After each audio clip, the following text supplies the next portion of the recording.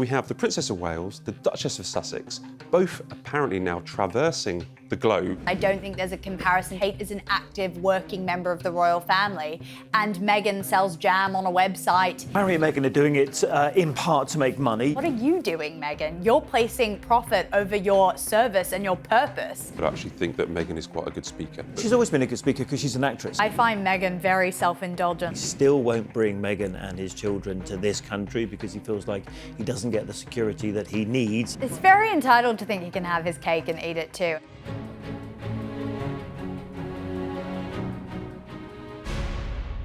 Welcome to this week's Royal Exclusive, where Meghan and Kate are going head-to-head on the world stage from Italy to Switzerland, but who will be victorious in this battle royale? And as talk grows of a thaw between King Charles and Prince Harry, are we witnessing the early signs of a royal comeback? We'll also be celebrating Harry and Meghan's 8th wedding anniversary and asking whether William can keep up his love of the beautiful game when he's king. Plus, there's some very exciting news for the team here at Royal Exclusive. We're up for an award. Finally, I'm Matt Wilkinson, Royal Editor of The Sun, and joining me to unpack it all are ITV News Royal Editor Chris Shipp and News commentator Samara Gill. Welcome to you both. Now, Chris, we were actually both in Italy for the Princess of Wales's trip to Reggio Emilia. And it was a trip there, it was all about the beginning of a kind of global campaign that she's doing to work with the under fives. But what I'm taken by is just a couple of days later, the Duchess of Sussex was in Switzerland, where she was also talking about a campaign that she's been running for the protection of children.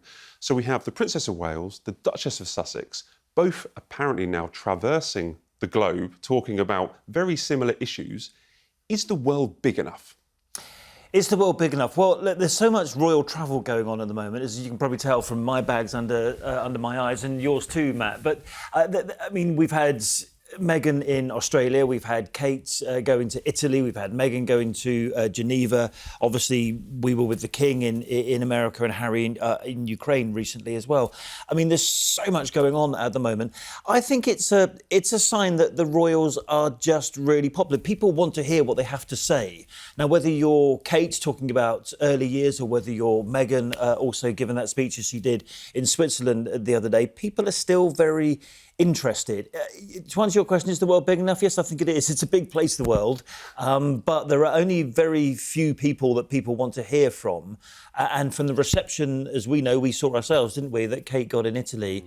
I mean, there are many other places you could go in the world and still be very popular. And we're actually giving Kensington Palace a list of all the places. Well, maybe the education system in Maldives is quite nice, or maybe we could go to South America. So this is the start of Kate doing a lot more global travel, and the significance of the Italy visit, of course, was it was her first since her cancer diagnosis. Well, we'll get on a little bit more detail about what happened on the ground when we were in Italy, because it was a pretty immense trip.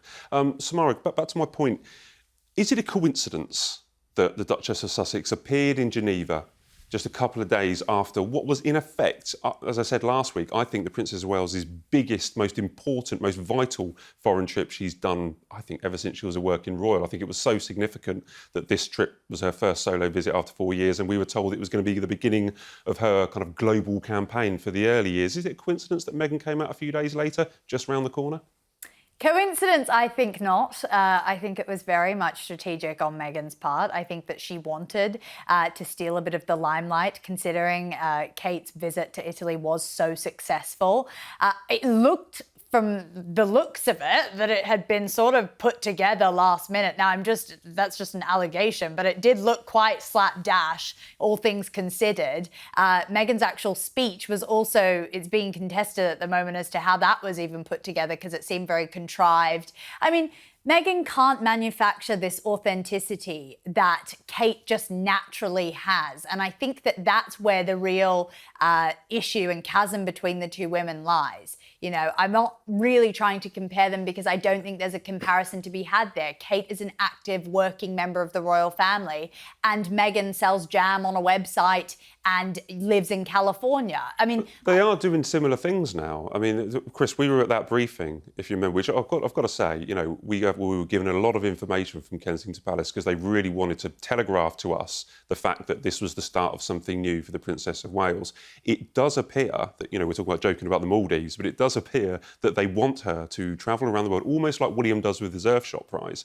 And then we also have the Duchess of Sussex, who was in Australia, and as Bronte said on the other show the other day, they are unapologetic about the fact that they want to do more of these. We are in a situation here where we have two glamorous, world-famous royals traversing the globe. Yeah, there's a big difference. So Harry and Meghan are doing it in part to make money. Yes, there's some philanthropic stuff as well, but they will admit that they're there. What was the Australia visit about? Well, partly it was about so Harry could connect with the Invictus Games community. Partly it was so Meghan could launch her business in Australia. That's the next place she wants to take her website, her jam, her flower sprinkles and her rosé wine. So they have to do it with a business acumen that obviously Kate doesn't need to worry about. And you're right to say that they were really signalling to us this wasn't a vanity project for Kate. This wasn't her just going to Italy to look glamorous in the middle of a beautiful square in Italy. It was actually because she has this interest and she's laser focused on these early years, the 0 to 5, the most important years for your brain. I don't know what happened to mine when I was in my first 5 years, but that's the message that they gave us, wasn't it? A very comprehensive briefing to say this is the start of something for Kate. And I think you're right to compare it like Earthshot for William. I will see Kate at least once a year, perhaps more than once a year, going into different parts of the world to see different approaches to how we bring up our youngest children. Sorry, Samara. Oh, no, I was just going to say I agree with that. But I think, one of the main lines in Meghan's speech was, I wish these tech companies would just place people over profit. Well, what are you doing, Meghan? You're placing profit over your service and your purpose. So it just doesn't quite make sense. I don't know how easily people are going to fall for this sort of charade, this act that she puts together as a pseudo-royal. Whereas with Kate, it's very easy to get behind that cause because she's been with it for so long, years and years and years she's been trying to champion. There's often criticism when we do our other shows, when we compare the Princess of Wales and the Duchess of Sussex and their work, because almost like we're pitting two women against each other. I cannot divert from this idea the last couple of weeks that they do seem to be, both on a global campaign. And on that point, I remember during Oprah, I've written down here, when Meghan spoke to Oprah, she said about Catherine, if you love me, you don't have to hate her. And if you love her, you don't have to hate me. Am I being over the top by comparing Catherine with Meghan? Is it unhelpful for both of them moving forward? I mean, there is the old trope that it's always the women behind the scenes that are trying to pull the husbands apart, and why in the media do we focus on the two wives, for example, rather than the two brothers? Although that's a relationship that's not going particularly well either. But you're right to say I think that I disagree that you can arrange a trip like Meghan going to Geneva just off the back of Kate going to Italy. I mean, these things take a lot of planning. And I think there is a fair bit of coincidence here, both with the King and Harry, and we'll come on to that a little bit later. But I just think that they suddenly feel like people want to hear what they've got to say. The audience in America is fairly limited, and also the news in America is entirely focused on what's happening in the White House every single day, and therefore they want to get out and speak to other audiences, and they do. I mean, to be fair to Meghan, that is one of her and Harry's passionate subjects is online harm and the damage that we are as a global society doing to all our children by allowing them access to these social media sites. I'm going to get brickbats for it in comments, but I actually thought her speech was quite good. I actually think that Meghan is quite a good speaker. Yes, I actually think that she actually does very well. I mean, she's always been a good speaker because she's an actress. I mean, she's always delivered better speeches than her husband has. Although I have to say, the speech that I witnessed Harry do in Ukraine recently was one of the best I've seen him give. Oh, we'll get onto that in a minute. Yeah, Chris, but I think Meghan is, yes, a very good speaker. She's the first time I saw Meghan speak without notes, she was with her mother. She was inside a big marquee inside Kensington Palace, launching that cookbook for the communities of Grenfell Tower, and I was pretty blown away by just her ability to make such an eloquent speech, to connect with her audience and do it in such a natural way. I think she is a very gifted speaker. So who wins in this? I don't want to make it like some kind of competition, but they are. As I keep saying, they are both royals that are on the global stage campaigning, or do they not? Are they not competing because they are in different spheres? Meghan will make his speeches. Catherine will be turning up, promoting her early years and getting a huge ovation in Italy. But who do you think wins if there was a competition? Gosh, I mean, look, I find Meghan very self-indulgent, and I found that speech very self-indulgent in the way that it was put forward and the way that you could see that it was all about her. But I think who wins? I mean, I don't think it's a competition, really. I think they're both in completely different lanes. Catherine is going to be the future queen, and Meghan, I guess, has her own future in Montecito. But, you know, they're both trying to, it does seem like they're both trying to emulate each other in some sort of way. And I don't know if that can end well. All right, I'll maybe try and move. Oh, sorry, Chris. No, I just think that Harry and Meghan are in that new phase where they're trying to look ahead, because we did have, almost 4 or 5 years of them just looking back all the time and telling us about what they didn't like about being in the royal family. So they do now have to find ways to make themselves relevant on the world stage, and they do have to sort of find areas that they can, talk about or relate to as they go forward. This is phase 2 of Harry and Meghan. Phase 1 was the painful divorce from the royal family. Now, Chris, me and you were both in Italy, and it was absolutely incredible. The scenes in that square were something that were completely unexpected. Same. I thought the anticipation of Catherine turning up in this quite small Italian town. And the other interesting thing that a few people told me about, and I don't know my Italian politics that well, but this area of Italy is quite a sort of Republican area of Italy. In other words, it's quite left-leaning. It's got quite sort of formerly communist leanings, and therefore to welcome a member of a royal family in the way that they did was quite something.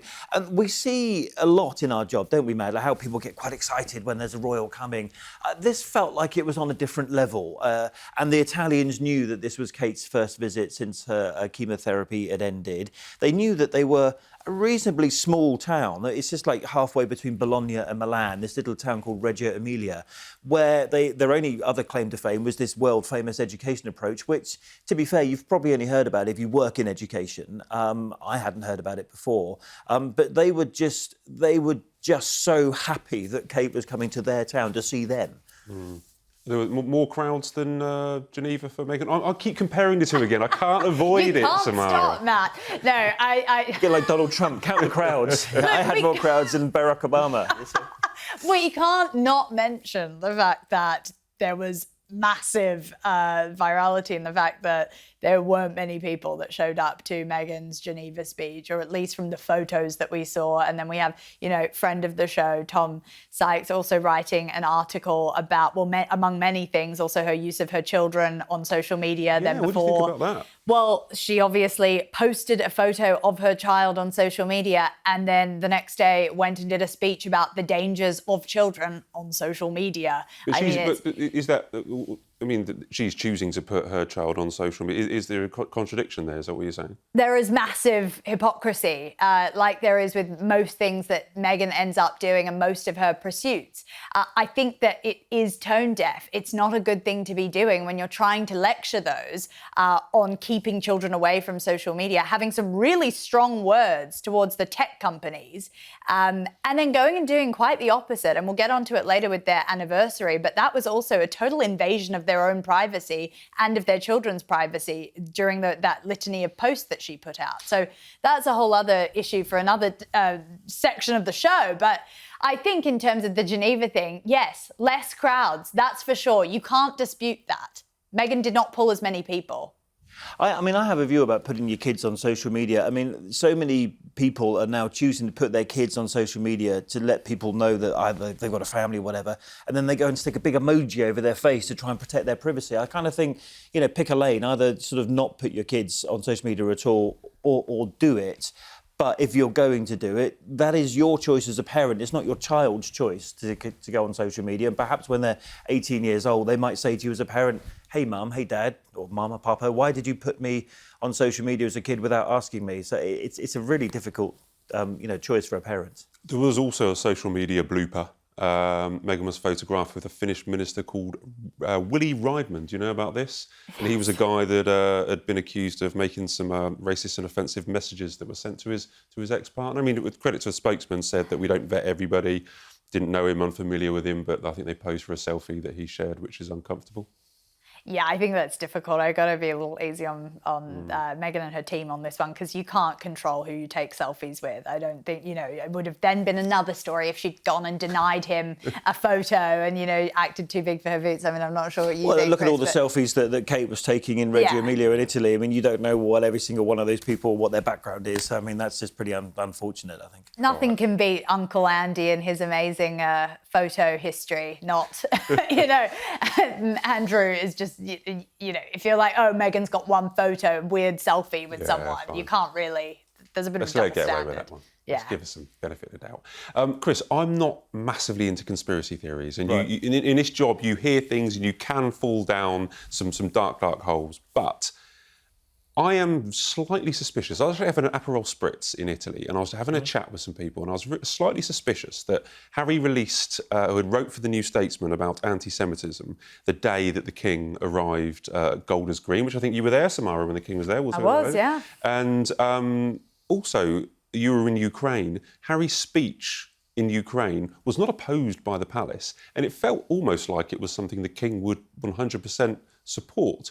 And we were suggesting, is there some kind of alignment, whether accidental or deliberate currently, between King Charles and Harry, that we are misinterpreting, that we're misreading, that we don't understand, that maybe they are talking more often than we know and sharing thoughts? Look, I think you've got to start from the premise that they're father and son, so they're going to have some very similar views. I mean, where did, for example, King Charles get his sort of environmental interest? It was from his father, Prince Philip. Where did William get his Earthshot Award and all those, that was his idea for Earthshot Award, but where did he, in his DNA, he's got a little bit of that sort of green environmental concern running.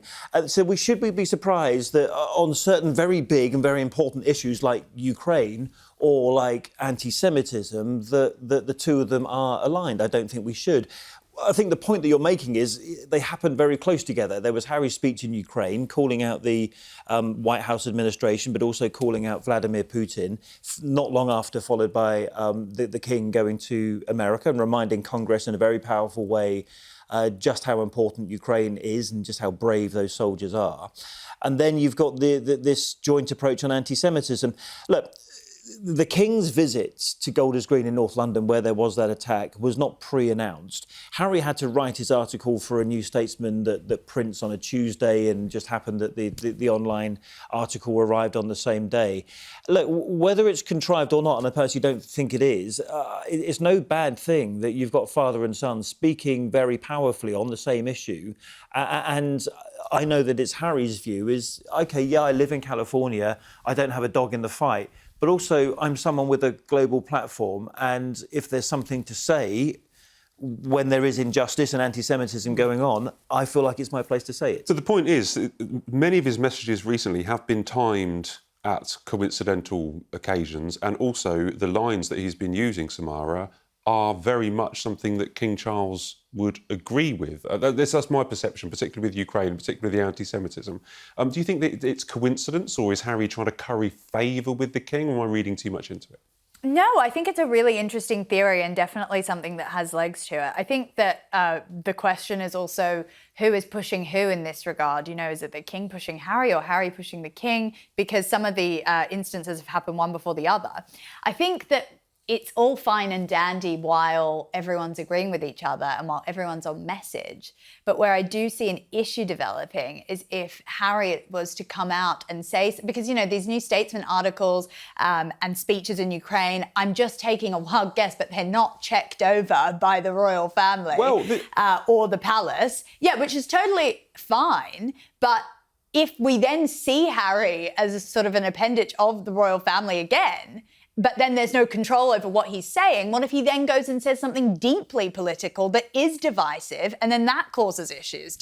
Which makes me want, and I don't want to go down these conspiracy type shows, but that does. I'm going to go there. Hat on, Matt. It starts to make me think. Maybe the Aperol Spritzes were too strong. I don't know. How many did you have? I can't remember. But it starts to make me think: is there some kind of deliberate alignment between father and son that we're unaware of? Well, look, we know that Harry really does want his father, and I don't think he's ever going to get his brother there, but he wants his father to attend the Invictus Games in Birmingham next year. Right. And he's going to come over to the UK, as he normally does, for the year to go. So we got a visit coming up from Harry in the not-too-distant future. And therefore, I mean, everything that Harry said about Ukraine, I must admit, I was standing in that conference hall in Kyiv. And tell us what it was like. I was surprised. I thought that the speech might be a little bit dry, but it turned out to be anything but. Calling out the White House administration. Every time Harry leaves America, he's always got the potential issue of Donald Trump cancelling his return to America. And yet, whilst he didn't call out Donald Trump by name, he did talk about American leadership. And what else do you mean by American leadership? Of course, you mean the White House. So, listen, the visit to Ukraine, we know how much that means to Harry. When you've got the Invictus Games and helping people who have, so many soldiers from Afghanistan campaign in the UK case, who've lost limbs, you've got something like 90,000 people with serious injuries, including lost limbs, in Ukraine. 90,000. And that's why Harry wants to take the Invictus Games so seriously in Ukraine as he does. I thought he was very relaxed on that visit. He travelled in on an overnight train. It's the only way that you can get into Kyiv, and it's not the first time he's been there. But and he also followed in his mother's footsteps by walking through a sort of minefield with the Halo Trust. I thought it was actually where he wants to be, and I think he's very at home when he's with people from his own community, with the ex-military, when he's doing something like that. That's Harry's sweet spot. And I think Ukraine really was something that you could just tell he wanted to do, and he wanted to be there. No, I completely agree. When you actually see him on his own doing those kind of things closely connected to Invictus... It's just so much more comfortable that when you see him do other things... Chris, could you see him... We talk about Invictus Games here. I think his dream is to the King to appear at Invictus Games possibly next summer, not the year out event this year. I think that's too soon. Could you see them taking the stage together and speaking together, because they seem to be so aligned on views at the moment? He'd love that to happen, and I think the King would like to support his son. He's very proud of the stuff that Harry has done with the Invictus Games, but it all comes down, and I'm sure you've spoken about it on this show before, to Harry's security here. He still won't bring Meghan and his children to this country because he feels like he doesn't get the security that he needs, and the threat level for him personally is high in this country. And until that decision is made by the Home Secretary and the committee that makes these decisions, and yes, the palace does have a say on that as well, nothing's going to happen, nothing's going to change. And it means so much to Harry getting this security situation resolved. No, I mean, if they Fine to go to Switzerland, Paris, Ukraine, though. It's just the hypocrisy and Colombia and Nigeria. Yeah, but his, absolutely fine. And Australia. But his view is, in this country, there are specific threats against him personally, and he doesn't get the protection that, for example, in Ukraine, he pretty much had the protection that was afforded to Volodymyr Zelensky. He doesn't get that when he comes here. And his issue is that he is a bigger target in this country than in other countries around the world. Well, we do talk about this a lot on the show. And my view is that, the government has decided, and I genuinely believe that it's an insult to police officers and regular, Met Police, City Police, or West Midlands when he goes to Birmingham next year, to think that they would somehow not afford him the highest appropriate level of security. No one would ever let anything happen to the King's son. And I just think that he wants, and we talk about this every time, but I just think there's this kind of move to be macho and have lots of armed police around you. You see, the London Mayor loves to have lots of, police security and stuff, whereas Boris Johnson used to cycle about in London. There seems to be this move where everyone just wants armed police. I think there's a bit of that, and I've always said before, I mean, of course they wouldn't want anything to happen to anyone high profile, let alone the son of the King. But equally, I remember going to Nottingham when Harry was here, and there was not a single member of the Nottinghamshire Police Force at the event we went to. Not one, not even to control the crowd. So that I found quite strange, given he is so high profile and he is the son of the King and he is in the line of succession. There wasn't one member of Nottinghamshire Police there, whereas the Met Police had taken a different view, and the event he did for the World Child Awards before, there were lots of police there. So they've probably done an assessment. Well, It's quite very possibly. entitled to think he can have his cake and eat it too. I mean, if you're not a working royal, I also think this is about him thinking that he deserves the same as William, whereas William is doing all the work in this regard and obviously is the more high-profile brother. And will be a king. Yes, exactly. In due course. Yeah. Just to finish on this point, just to get right in my head, do you think they are coordinating messages, or is it coincidental, Samara? I think they might be. Yeah, I think so. It's intriguing if they are. But I think it's coming from Harry's side. But that's my opinion. Maybe curry Harry's aligning himself with his father. Maybe that's the easier way to put this, Yeah. and choosing topics that he knows his father's going to agree on. Yeah. To curry favour and to, yeah. Get... Well, we know that Harry does want his relationship with his dad to improve. OK. Well, let's talk about relationships because, hurrah, it's Harry and Meghan's 8th wedding anniversary. Samara, can you talk us through... Who knew 8 was such a big number? I know. What is 8? I don't know what 8 is. What do you get for an 8th wedding anniversary? I'm sure we could look it up, but it's probably like cotton or something. Yeah. Yeah. Well, I mean, I suppose... Piece of string. You're on Instagram. They announced it on it, or they spoke about it on Instagram, didn't they? They played lots of lovely videos, and I don't watch her Instagram. I always confess every week I don't watch her Instagram. How did You might say that. How did they mark the 8th wedding anniversary? So they marked it in regular Meghan fashion. I mean, what a ride it has been, just looking back on those 8 years from a news perspective. There's so much we could get into, but Meghan obviously posted her usual sort of string of Instagram stories, photos, some that we haven't seen before, of her on her wedding night, some private photos. I mean, going and basically invading her own privacy, as I said before, and showing, I mean, the videos were like very intimate, from within their own kitchen, her leaning in, kissing Harry. And What's wrong with that, get to be... Samara? There's nothing wrong with that. I just thought it was, for it's someone who does blag on about privacy all the time. I mean, we see a lot of intimate details about their personal life. penguins. I'm not complaining as a journalist. We saw the penguins. So there was a gift of basically this bust of 2 penguins, and then she explains that that's because they dressed up as penguins, right, on their engagement party. As she explains to her children, yes. So it looks like, I mean, from what I could work out, so Harry had bought her a present of 2 penguins embraced, and since we found out that bronze is 8 wedding bronze, anniversary. is it? So, and I'm now thinking, Right. was that a bronze statue of a couple of penguins? And then she explains to her child that me and Papa dressed up in penguin onesies for our engagement party when we told all of our friends to turn up in onesies. So there was the connection. I personally think it's a lot of fuss over one wedding anniversary. It's not like their 25th. It's not their golden or their silver. Well, is your wife watching that and giving you grief, Chris? Where are my penguins? Perhaps. Did I make that kind of fuss on my 8th wedding anniversary? Probably not.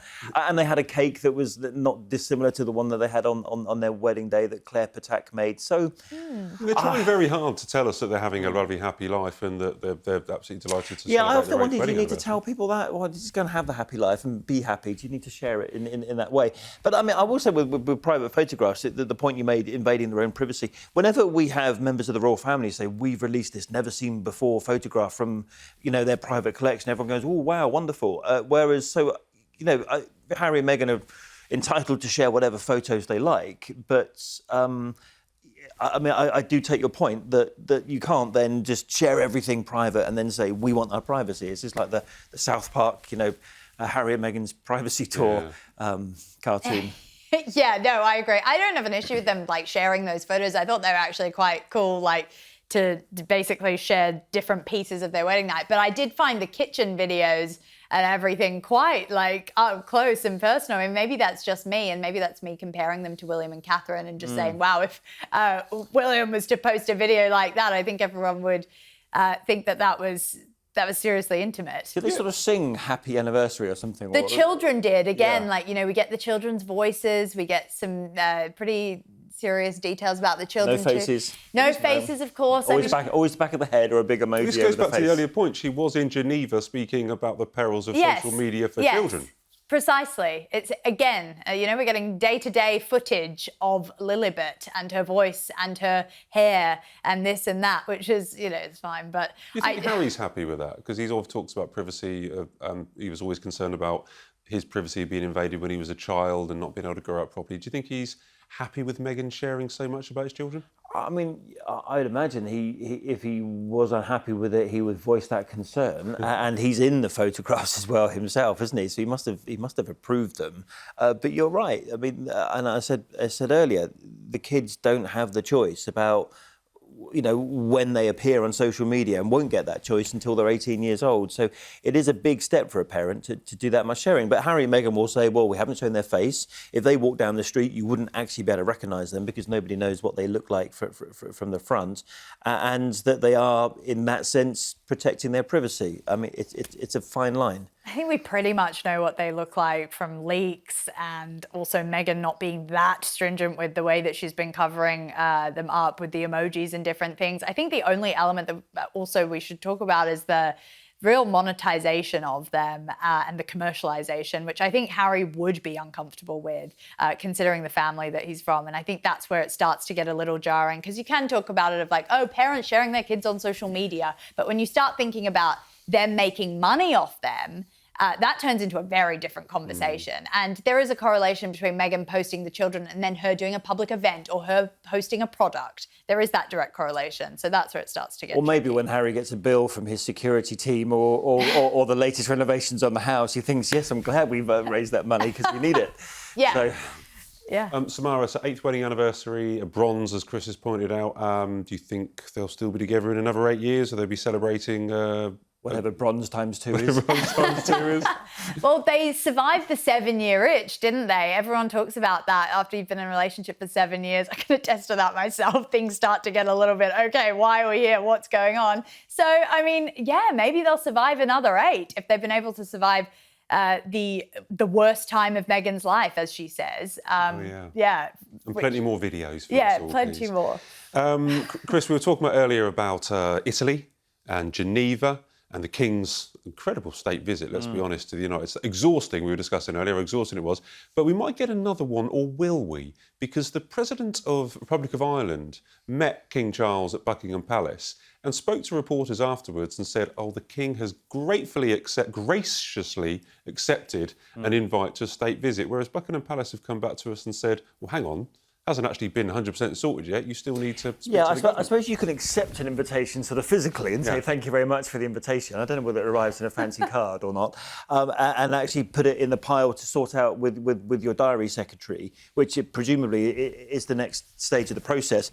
But you're right to say that the palace said, yes, we have had an invitation, but it's down to the government, because these state visits, when they're to overseas countries, are the government's decision, just as the one to the United States was. So, which is different to Kate's one in Italy, which was a sort of personal project for her. So, yes, it would... you're right to say that the Irish said, come, because everyone wants a piece of the King at the moment after his Congress speech. Everyone wants to hear that kind of eloquence and get that kind of prominence for a state visit. But the palace were like, oh, well, actually, we haven't sorted anything in the diary. So I thought it was a really intriguing thing. But you mentioned there about everyone wanting the King. I mean, that's the case, isn't it? Why does everyone want King Charles at the moment? The USA bent over backwards for him. He's been to France, Italy, Germany, Kenya. Well, Australia wasn't a state visit, but all these kind of state visits. And Canada. Yeah, I mean, the Canadians loved having him as well, because for the Canadians, that was the King saying, I am your head of state. And don't forget that in that White House dinner, when the King made that joke about the upcoming World Cup, he said, well, as head of state of both Canada and the United States, will be joint hosts of the World Cup. Another little sort of nudge to Donald Trump for all the things that he might have got wrong in the past couple of years. What do you think it is about the King? Everyone seems to want the King to visit them. We've got the Irish president demanding he comes over. What's so special? Yeah, he's really stepped into... What's so special about him? He's the King. He stepped into his own, hasn't he, with his diplomatic gymnastics that he pulled over in the United States. And I think everyone wants a piece of it. And he really lifted the public mood over there. And he's been able to do so on most of those visits. So I think that's probably what Ireland's intention is. But you're right. I was laughing to myself at your tweet, just saying, they actually haven't the government needs to approve this.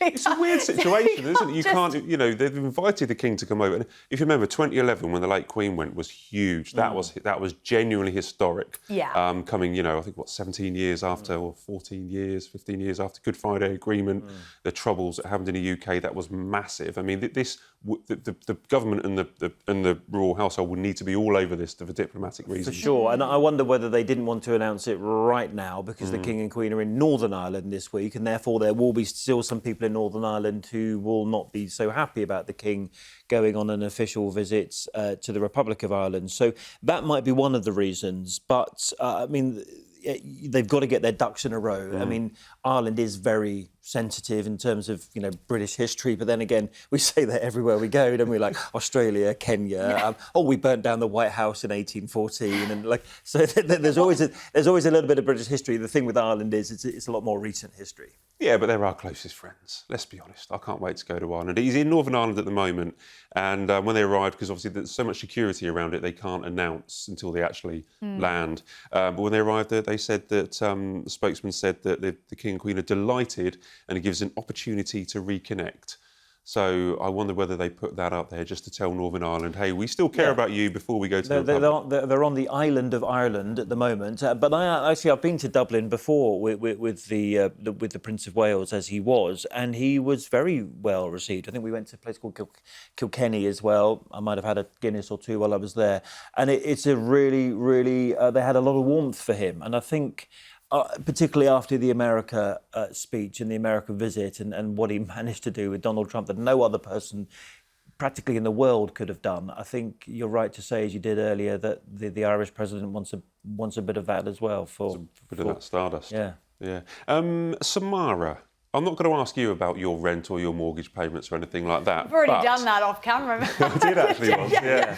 But do you pay £300,000 a year? No? Slightly less, yeah. Should we know about William's rent deal that he has on Forest Lodge? Because the lease has come out and it says that he pays £307,000 or £500,000 a year to rent this. This is the lease that lasts for 20 years. It's significantly higher, £100,000 higher than the previous tenants. Wowza. Yeah, it's a lot on top of private school fees for 3 children. He's got a lot going on.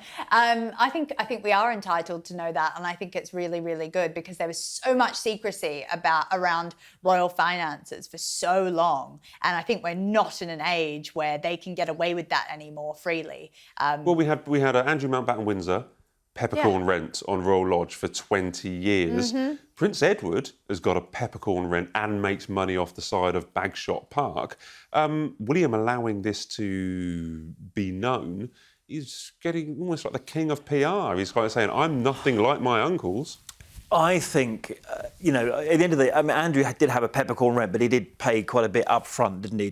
William's paid a lot of money up front to renovate Forest Lodge. I think we need to know this kind of information. At the end of the day, William gets his money from the Duchy of Cornwall. There's a £21 million profit that they make goes to William, and he can spend it how he likes. He hasn't told us about his income tax, how much income tax he pays on that. His father did when he was Prince of Wales, but for some reason William says no, and they never gave us a reason why. They just said he's not disclosing it. So I think finding out about how much rent he is paying is right. This is, the difference with Buckingham Palace is the money, the sovereign grant is public money. They've always argued that the Duchy of Cornwall is a private estate and gives a private income to the heir to the throne. But given all the controversy around peppercorn rents and Crown Estate and Windsor to do with another member of the family, then I think it's very wise to share what you're paying. Wise move is a really good description.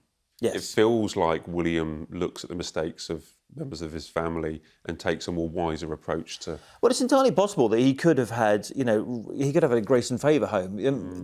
Royal Lodge, where Andrew was previously living, used to be lived in by the Queen Mother. She lived there in grace and favour, and no one questioned it then.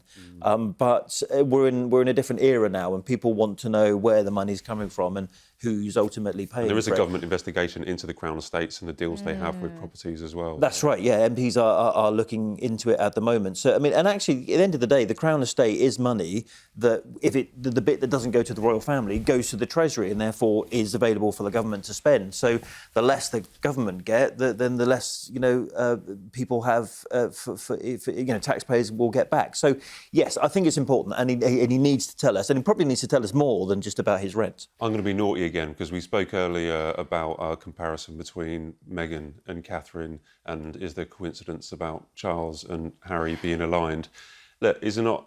His brother has gone off and paid for his own house out there and telling everyone, we know how much his kind of mortgage is. Is it a kind of way of saying, well, I'm doing the same. I'm also paying for my own private property and not living in a grace and favour house paid by the taxpayers? Yeah, I mean, I think William is reforming how he basically commands the royal family and the royal title in such a granular way, down to the rents, and then back up to, how he presents himself in public, how he parents his children, etc. So I think it's really interesting, and I think this level of transparency is such a good way for him to come in to being king. I think that it's a really good look. He's also got an eye on the PR of the Duchy of Cornwall as well, because there was that controversy recently that they were charging sort of charities and village halls rent because they were on their land, as well as charging the Royal Navy and the prison on Dartmoor money as well. And he's also doing a little bit of reforming there, saying actually we should be more than just a big landlord that rakes in the money. What we should do is do things for the public good and build homes for affordable housing, and we should actually just prioritise the environment on our land. So he's having a bit of a PR dig around, a poke around with his PR. Success. Talking of PR success, are either you football fans? Chris, I have a thought that you might be. There's a club that I support which has just been told that it can't compete. OK, well, let's not mention that. This is the Southampton spying scandal. That's spy scandal. There's a whole podcast in itself. You're not celebrating. You're not celebrating, but Prince William... Well, there's an appeal, actually, so we're keeping our hopes high. But Prince William was a huge Aston Villa fan. During the semi-final, he was pictured celebrating, genuinely like a football fan. He is travelling to Istanbul to watch Aston Villa in the final. Win or lose, I'm sure we'll see some wonderful pictures of him looking happy or sad. Going forward, when he's king, can he do that? Can he go? Because it's a great view, it's a great sight. It really bonds with the fans and members of the public. But can he do that when he's king? It's a good question, actually. Can he do that as king? I never really thought about it. I think yes. I mean, the reason we don't get it at the moment is because the current king, doesn't really have a football team. You kind of never really has supported one team or other. William's nailed his colours to the mast. So if you know about football fans, you're a football fan for life. And you can't then just become king and say, I'm no longer going to support Aston Villa. So I think probably he will, actually, as king. It's just that we haven't seen it. The late Queen didn't do it, the current king didn't do it, but I think the next king will. Yeah, I think it would be quite odd, because when you look at the amount of emotion in those videos that come out, you can see this is like sort of the thing of William's life. Like, it's like, wow, yes, and he turns over to George sometimes. It's a beautiful moment. Yeah. And I don't think he can now put that back in. You know what I mean? It would just be weird if he became king and then he was just sitting at the football match quite solemn and dour. It wouldn't make sense. I remember the King's coronation, the carpets were blue and yellow. They're going to be claret and blue, aren't they? At William's coronation. Exactly, yeah. Right, we've just got a little bit of time we talk about this good news. I don't know if you know this, Chris, but Royal Exclusive has been nominated, or it's been shortlisted for Royal Podcast of the Year by the Society of Editors. I do know this, because I read the list with interest, yes. I looked at the shortlist. I think we're within a really good chance of winning. What do you think, Chris? Do you think we've got a good chance of winning? I think there are some very, very high-profile contenders for the top spot, yes. Yes. But your podcast, Talking Royals, is also nominated. Yeah, ITV's podcast is also on there, along with some other very good ones as well, because we work with some very talented colleagues and they all do very good podcasts, but none as good as yours or mine. Exactly. Just maybe in case the But I'm not going to be able to make the awards, unfortunately. I'm away. But seeing as you are a friend of the show and you do appear several times Would you like me to accept it on your behalf? I would like you maybe to go up and accept it when we win. Are you going to do one of those videos to say, sorry, I can't be here to collect the award, but I've got more important things to be doing? You on a beach or something, exactly. yeah. Where's he going to be? Do we know where he is? I don't know. Undisclosed location. I've got private lives. No, I'm going to watch the World Cup, actually. We were talking about football earlier. I'm going America and the There you USA. go. Anyway, right, let's move on. And You good going luck. to Canada, where the King's the head of state? No, I'm Or going to just the the US. Okay. But good luck, Chris. And you know, as I And say, to you. everybody's got a podcast at the moment, haven't they? A royal podcast. But there are only a few good ones. And a few good. Some are better than others. We'll find out. We'll find out. Right, quick fire questions. So, Prince William is appearing on Heart FM on Friday. What should his DJ name be?